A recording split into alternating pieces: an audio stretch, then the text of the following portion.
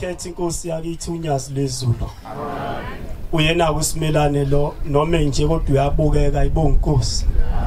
Mongambuki nje amehlo esikweliti uzobona cha ibhungu leliyabukeka.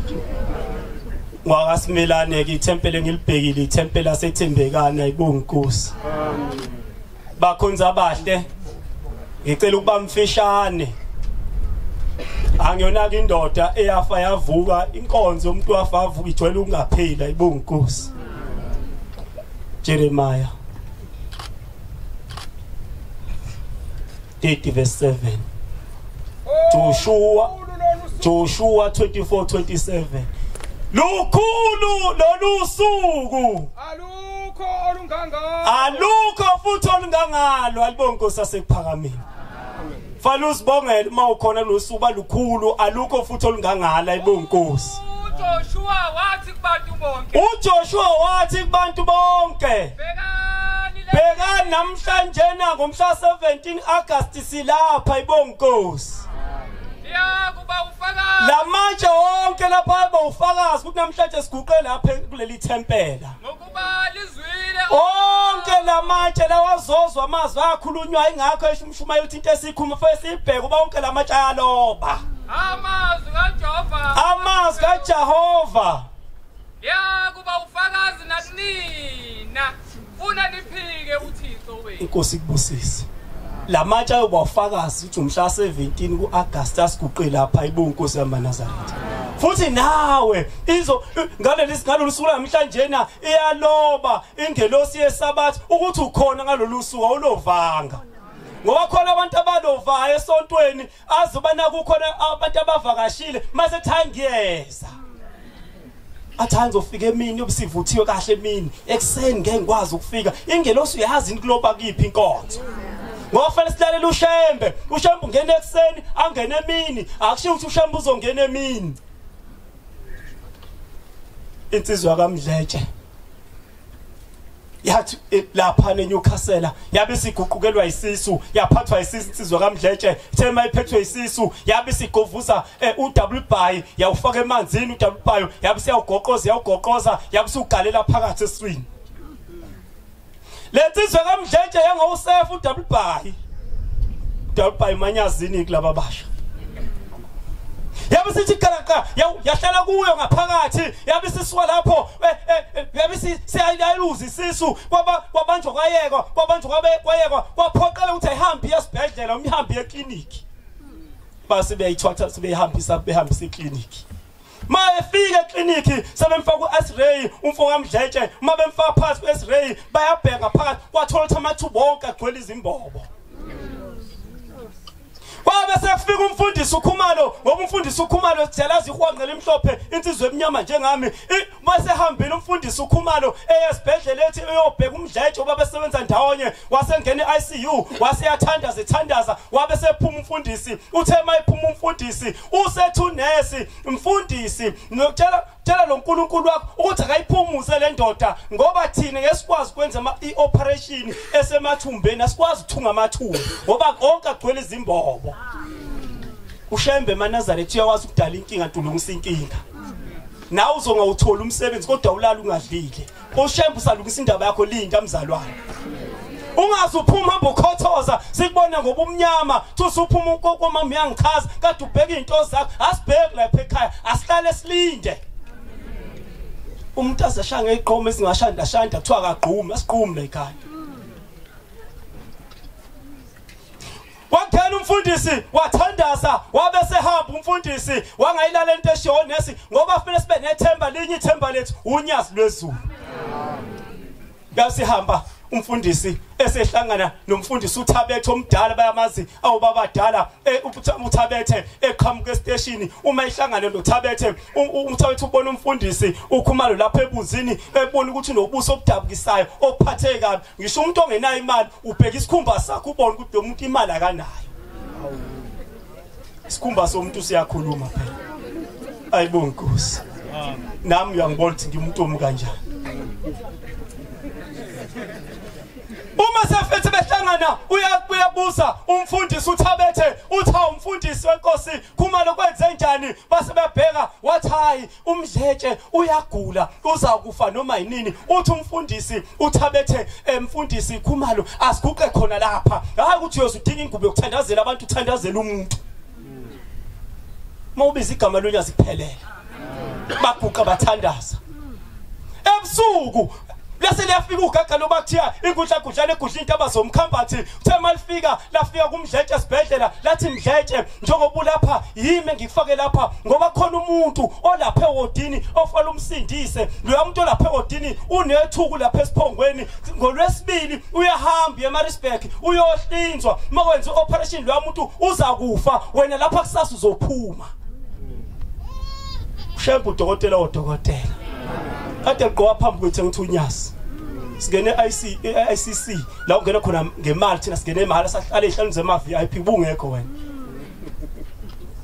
bathandaza wabe seyaphuma umdletshe uma iphuma umdletshe wabe sengene ewodini uthe sengenile ewodini wasebheka wasithi mhlawumbe nilo muntu engithunyelwe kuye wabe sehlala wasephuma lo muntu ethi ngisawuthamela ilanga wabe seyamlandela umdletshe basibehlala ngaphandle begqoka amagawuni asesibhedlela kusethi lo muntu seqala indaba uthi ngolwesibili kuthiwa ngiyokwenza operation manje ngiyasaba ngoba sethi lona hawo ngalithola ithuba lokutshela lo muntu kuthiwa ngimthandazele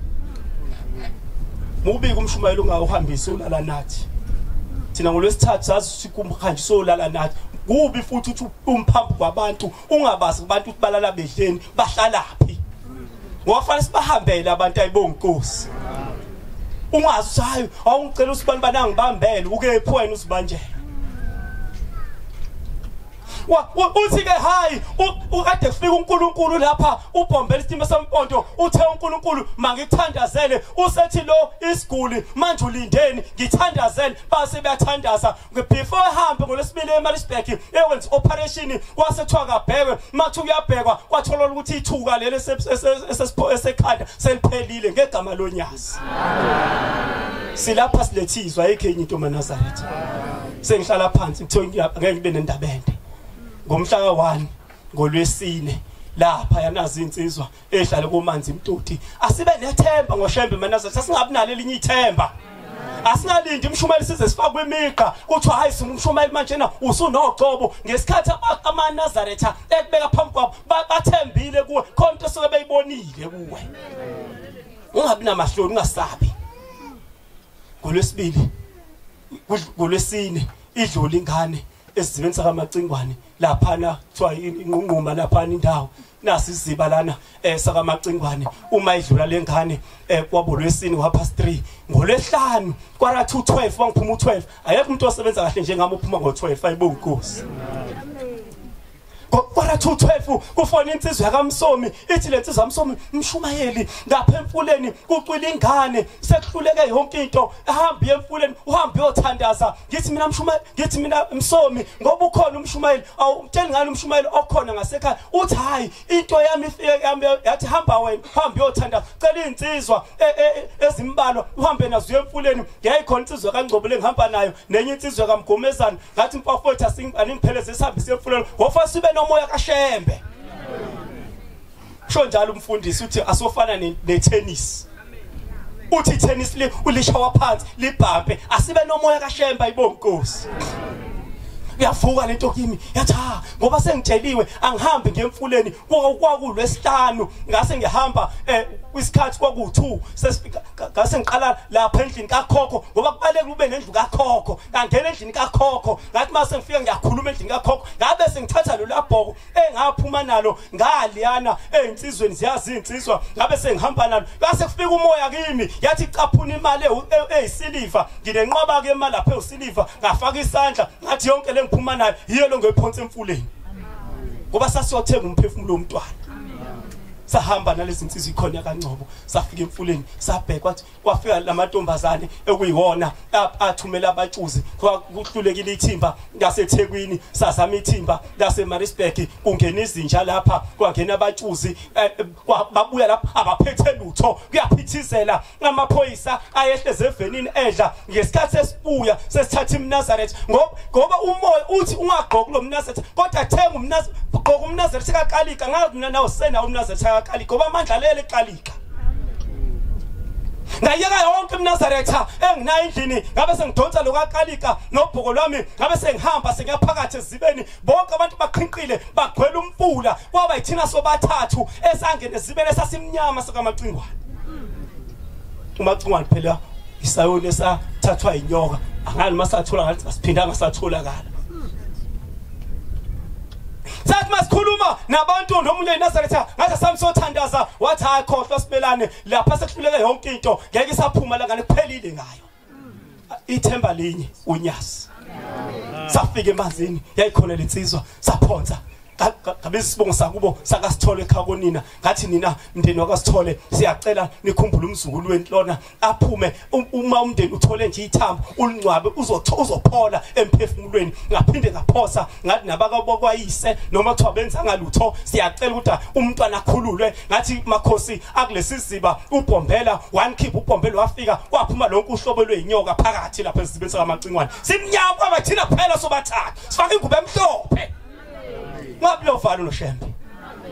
sathandaza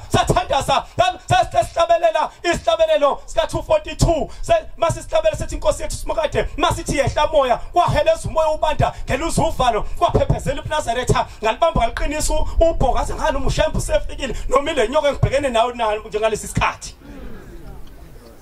sathandaza sathi masefika lapha phansi sethi zonke izono wehla umoya sathi masahamisha lwaphela uvalo kimi ngase ngivula amehlo sathi masivula amehlo iziba sasigwela amagweba amhlophe kusho konkosikazi washe emfuleni ngeoma ibonkosi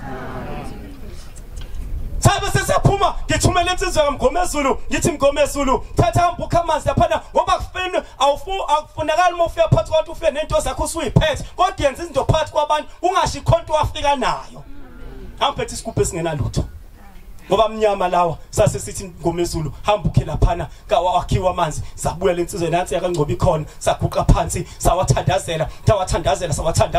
ngase ngena phakathi ezibeni ngase ngiyakhela ukuthi inkosi sasibusisa iziba ngase ngabhombozela wonke phakathi ngase asambele ufethu sathanda saqeda sabe sesiyahamba amaphoyisa ayiseguqe kanje nathi phesha komfula aphuma phansi kwabantu bathi ha kodwa uhamba nezingane siyambona yena sadlula eduze kwabantu athi amaphoyisa sesihamba amazwi ashiya amaphoyisa athi ha ngoba sekufike nina nabiza le ndoda siyayithemba alikhali ithemba maNazaretha esidalo ngaphandle konyasi ungahlala nelakhe ekhaya kodwa lele lo nyasi uJohn 3 verse 11 uthi ngiqinisile sokhuluma isikwazi nesikubonileyo lokhu sikubonile bafanele sikhulume ngezinto esizibonile zenzeka singakhulumi ngemihle kaIsrael esingayibona kodwa lokhu kufanele siqinise ngakho sikubonile kulesihlanu kwashaya isabatha kuthe ngesabatha ngase ngiphinda phansi insizwa kaNgcobo ephakathi ezibeni sasiyafika abantu babedakwe bephelile isintombazana ikhali inyembezi namanje akakenza kalutho ngase ngihlala ngayikhona insizwa kaNgcobo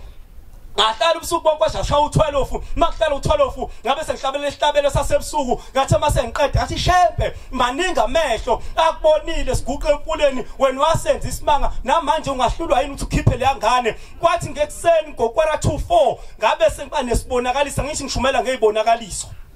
kodwa ngaba nombono ebusuku ngilele uma ngibuka lengane iyaphuma imathambo ithe mayiphuma ngabe sengiyaphapha ngwakhali alarm ka4 uthandazi njalo ngathandaza athi shembe ngiyabonga igama engalisha athi shembe ngiyabonga usungiphendulile wawuphendula umthandazo wethu ngoba sibonile ingane ebusukilele kwathi ngolwesithathu ngabe sengihamba sengiya kulowo muzi lo okuthiwa ingane iphumile khona ngoba ngase ngifole umsombuluko lwesibili ngangiblastele ekhaya uyingcingo ingena zingangeni ngatholanga misikolo ngomsombuluko yafona insizwe kamsombuluko kade ufonela umshumayeli thiwa phuthuma kuloya muzi ingane iphumile ayibonga inkosi yaseNazaretha ngosuku lwesithathu yasiyaphuma uyashesha ukuzwa uyashesha ukuphendula ngase ngihamba sekuyakhona masifika kulwesithathu uthi umama wakhona bataba ngiyabonga ngithi mama kwenzakaleni uthi ngesikhathi sihleze emfuleni kufika into eyizwi yathi izwi asihlehleni emfuleni sahlehla ngesikhathi sihlehla sesimasphindele emfuleni safinga lisihlezi ngaphesheya osebeni lomfula. Amen. Unyazi uNkulunkulu maNazaretha inkosi buseni kuzwile.